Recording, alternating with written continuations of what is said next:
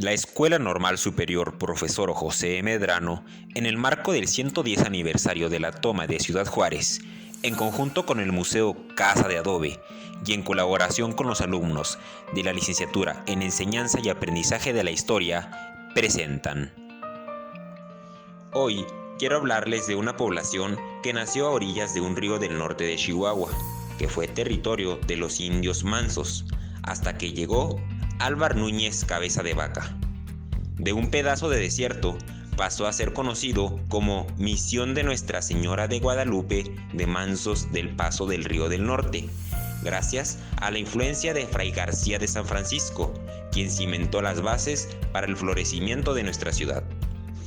Años más tarde, con la modernidad de su lado, se volvió una frontera de gran importancia conocida como Villa Paso del Norte, que logró mayor reconocimiento con el arribo de Benito Juárez a las tierras fronterizas, para luchar de lejos en contra de la intervención francesa.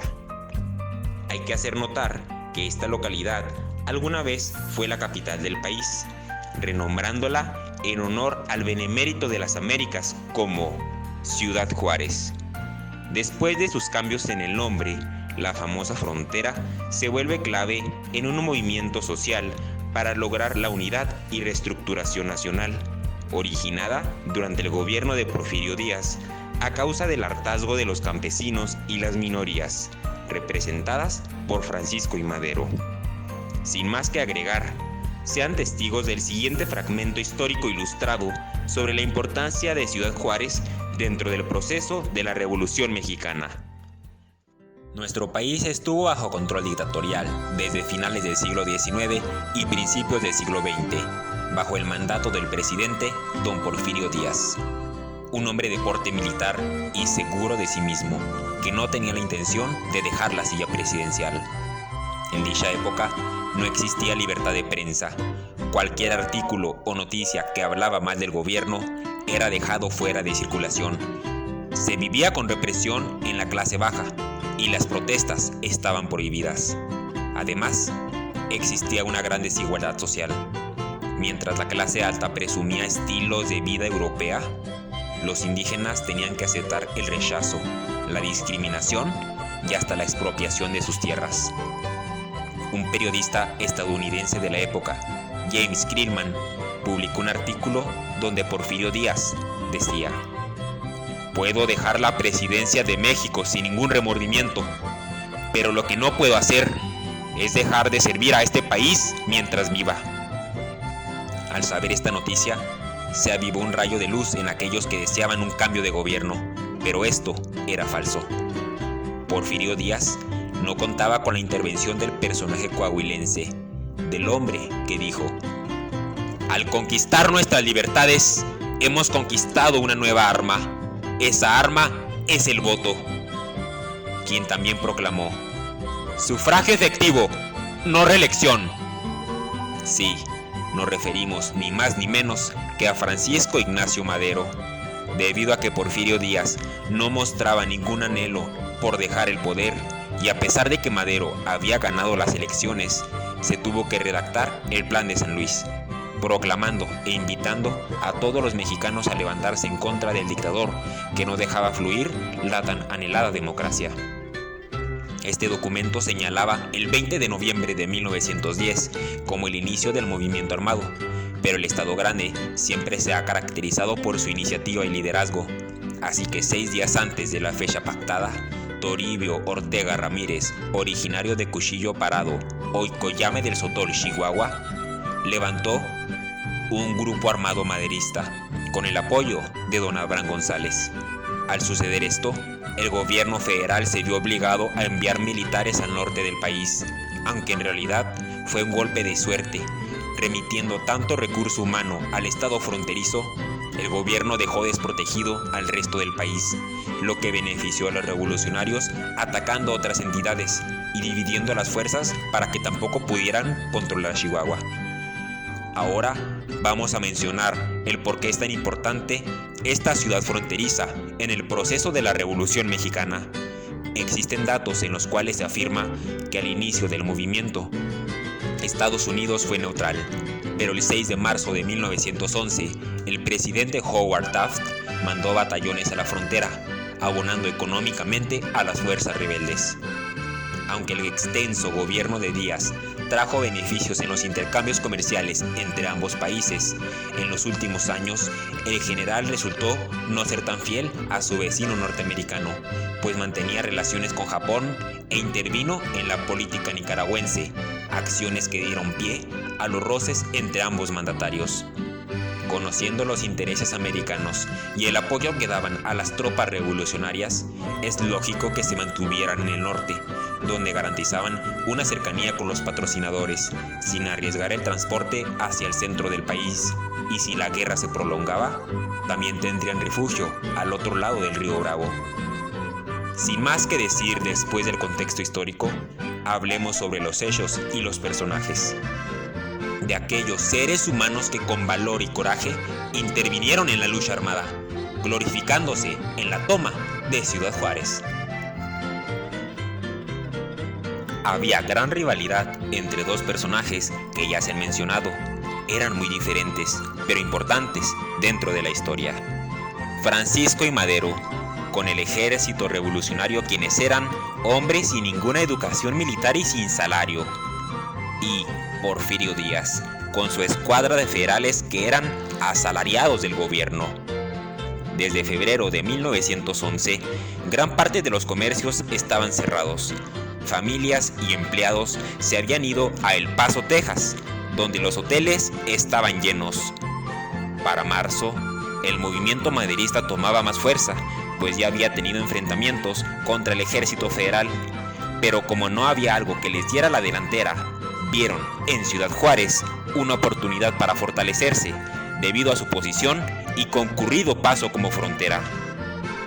A inicios de abril, fuerzas maderistas llegaron a la ciudad y a mediados del mes establecieron un sitio en la plaza, bajo la dirección de Pascual Orozco, Francisco Villa y Madero.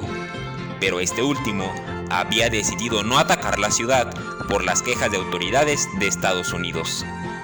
A pesar de lo anterior, Pascual Orozco y Francisco Villa decidieron comenzar el ataque con cerca de 3.500 hombres, siendo un lunes 8 de mayo desde las 10 de la mañana cuando inicia el tiroteo. Y a las 4 largas horas siguen los balazos cada vez más fuertes, escuchándose un gran caos en la ciudad.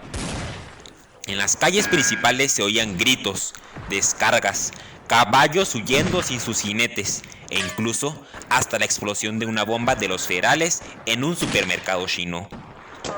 Durante esos 2 días, se dice que los hombres iban avanzando casa por casa a través de las paredes de adobe, con hachas y barras de hierro en las manos, con sus rifles colgando en sus espaldas. Así caminaban cuadras enteras sin tener que salir de una vivienda y fueron dirigiéndose hacia el centro de la ciudad. Y aunque la marcha era lenta, nadie tenía prisa. Los revolucionarios se iban aproximando a las trincheras de los federales y fueron tomando la aduana, el edificio de correos, la estación del ferrocarril, la iglesia, la plaza de toros, hasta llegar al cuartel federal, donde el 10 de mayo a las 12:15 del día se izó la bandera blanca. Por fin se habían rendido. Cuando se abrieron las puertas del cuartel, sale el general Navarro, ya vencido. Se dice que algunos centenares de soldados federales fueron tomados prisioneros, tirando al suelo sus armas, sus fusiles e incluso hasta sus uniformes, haciéndolo todo gustosos, según se afirma.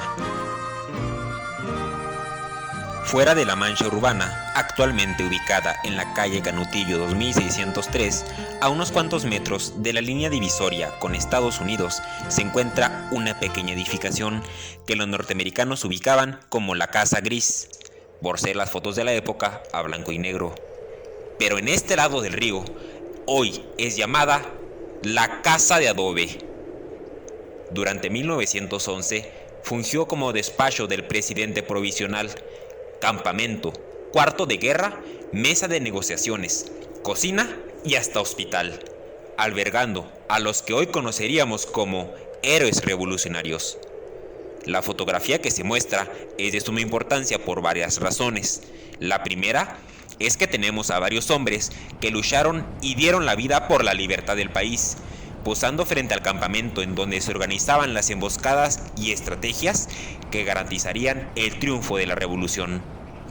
La segunda es que a pesar de los momentos que se estaban viviendo, es una foto donde no se ve ningún arma, ni siquiera Francisco Villa, el hombre más aguerrido de ellos, cuenta con su arma a la vista. Esto debido a que Francisco I. Madero buscaba retratar la imagen de un grupo de hombres civilizados que serían capaces de dirigir al país. Viendo desde otro ángulo la fotografía, hay personajes que no han recibido suficiente importancia a nivel nacional y quizá tampoco en la microhistoria, como Giuseppe Garibaldi, quien se unió a las filas maderistas, siendo un militar italiano que participó en otras guerras sudamericanas. José de la Luz Blanco, líder chihuahuense revolucionario, o Máximo Castillo, distinguido escolta de Madero. Es crucial mencionar que los tratados se firmaron en Ciudad Juárez y por lo cual llevan el nombre de la frontera. Debido a este hecho, se llevaron a cabo pláticas entre las fracciones en disputa para evitar más muertes de inocentes, y esto dio pie a que el 21 de mayo de 1911 se firmaran dichos tratados en el edificio de la aduana fronteriza. Varios historiadores apuntan a que no fue dentro de la oficina, sino en la calle, siendo alumbrados por las farolas de un coche. Estos documentos no llevan la firma de Porfirio Díaz, sino de Francisco Carvajal en su representación. En dichos tratados se establece la renuncia de Díaz y de Ramón Corral, quien fungía como vicepresidente. Además, da fin a las hostilidades en todo el país entre las fuerzas federales y las revolucionarias. A partir de la firma de los tratados, se garantizaría la paz entre ambos bandos, pero no sería hasta el 25 de mayo de 1911 que Díaz presentaría su renuncia formal al Congreso de la Unión, para que, casi una semana después, fuera desterrado de México y abandonara el país en un barco por el puerto de Veracruz, muriendo en Francia, segundo país que más le fascinaba. No sin antes de irse, citar: Madero ha soltado al tigre, a ver si puede domarlo. Y así Madero quedaba a cargo por un tiempo prolongado en la presidencia, hasta que llegara el golpe de estado provocado por Victoriano Huerta. Ha quedado claro que Ciudad Juárez es protagonista importante de la historia de México, y ya ustedes tendrán su propia noción de lo que pasó después. ¡Que viva la toma de Ciudad Juárez! ¡Que viva la revolución!